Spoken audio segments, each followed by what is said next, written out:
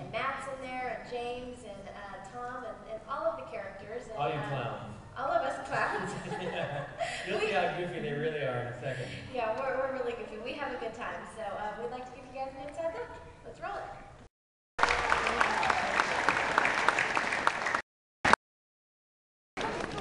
Ah, you guys are great. I mean, Corey, I always love that not just his voice changes, but his face does.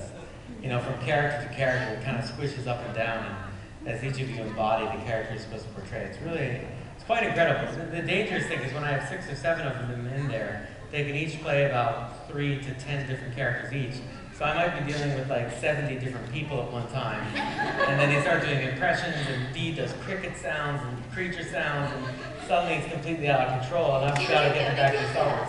Yeah, she goes into the Brady Bunch world, and it's just impossible. The cuteness level goes way too far. Well, James starts reading Fred Flintstone, and yeah, it gets out of Christopher control. Walken. It's crazy. Wait, should we go give him an Let's inside show them look what you do. at what we do in the studio? All right, you know, a lot of people ask me, what is it like to be a voice of a character on the Clone Wars? And I thought, you know, instead of telling you guys today, I thought we'd show you up here in our makeshift studio. So we actually have a scene for you, but this is actually not how we do it. It's different. Yeah, it's a little different. This is more like ADR, but how we do it, we go into the studio and we get a script. We have about 4 to 5 hours, and we record 1 episode. I have to describe to the actors everything that happens in the episode. We've already shot the episode, so I know what all the staging and where all the actors are on the stage in the virtual Clone Wars world. You probably have read your part of the script. Sometimes you get the whole script, but not all the actors. They might only get the pages that they're involved in because we try to keep everything top secret. I have to come and describe to you things like you're inside a tunnel, the tunnel's underground, there are lighting in it. You might recognize this tunnel from Empire Strikes Back or Lucas in Cloud City, if you check the reference that I give you, and I know you checked it. Yeah. Okay, so you're in the tunnel underground in Cloud City, but it's not Cloud City, it's only a reference point. The droids are attacking you, you're wondering where Obi-Wan is. The student's gonna crash in, you react, you see Obi-Wan there, you're relieved to see him, so you let out your breath a little bit. You guys run down the hallway, you turn the corner, you see more droids there, you block their lightsabers. Remember, the Jedi always stand in front of the clones, so they block the lasers protecting the clones, then you guys split up again. In this case, since we already shot the scene and animated it, this happens when I can't get Ashley's time to record the scene before we animate. I have a temporary actress come in and do it, and then we have to replace them. So she has a very tough job today. She has to match her voice to the lips that are already moving in the animation, which is really difficult. So let's watch the scene so they can see it's exactly like it described. The tunnel's really colorful too. We call it the disco tunnel. Sounds good. Go ahead. All right, well, let's watch it. This is what I see.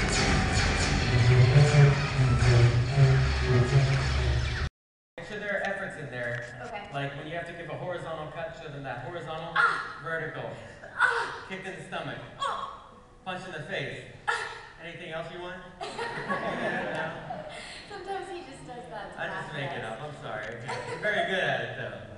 Sometimes we just get, you know, a run of that stuff because when the characters get kicked and hurt, you know, they're animated. So to make them more believable, they need breath in them. You know, now in season 2 and 3 of the Clone Wars, you'll see them standing there and their shoulders are moved subtly. You know, if they get hit and air comes out, or you'll see them talking and their cheeks will puff a little bit.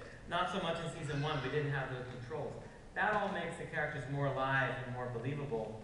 And you know, just pay attention too when you're people watching around the park. You know, just watch how much a human being moves just incidentally. It's really, as an artist, you have to study that stuff. But well, back actually, to you. Just the other day, about 2 weeks ago, we were recording an episode for season 3. And you know, when you're in the studio, you have to remember you can't move around your body a lot because then the microphone picks up those movements. And there was a scene where Ahsoka was running. And, you know, a top secret scene. Yes, a top secret scene. For season 3. Yes. Where Ahsoka's running. And that's all you know. That's all you know. That's all you know. Very good. Keep going. Let's see where this goes. Double Jeopardy. A top secret scene from season 3. Continue your running. We don't know what she's running to or what she's running from. That's right. But you have to make it sound like you're running, but you can't actually run. So you can't move your feet or your arms. You can't wear clothing that drapes either. Yeah, you can't wear clothing. So how do you do that? You don't really think about it. So I I don't really think about it. I don't think about anything regarding season 3 when in a public forum. That's how it is. How about that? Padawans, you know? If you hear somebody else's voice as Ahsoka about halfway through No, season 3, you know what happened after the show. No. That wouldn't happen. Alright. We'll just make you fight Grievous or something. Alright, well let's give Do you this remember a shot. the scene? I think so. Okay. Part of my job as the director is to keep the actress focused. Not working, Dave. I'm still working on that part.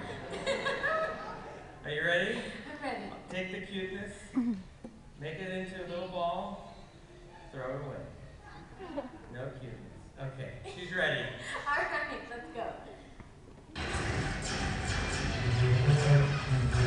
I can't. Oh, that.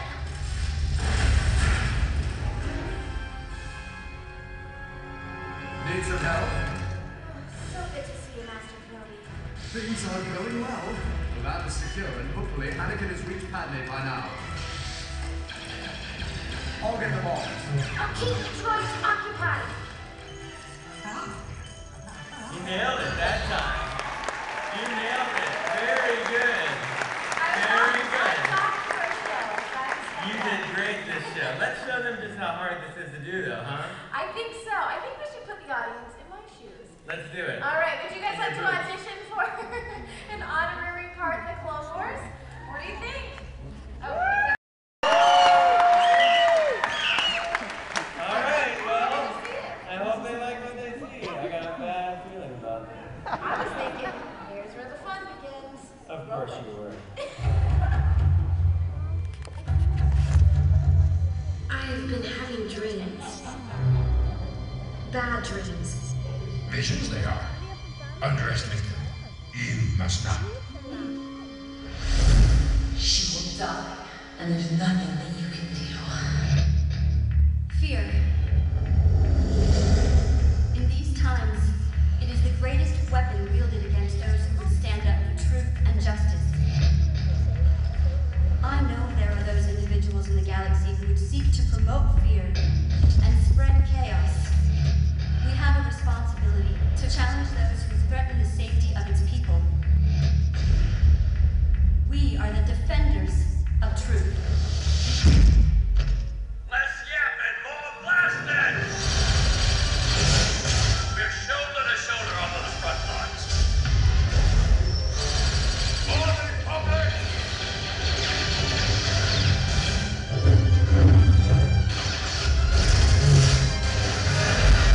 There they are. The bold one is the fountain. At your service, Mr. Bane. Always emotion is the future. And many possible futures. There are. Thank you to our special guest, Dave Filoni. And Dave, I think there's only one thing left to say. May the force be with you.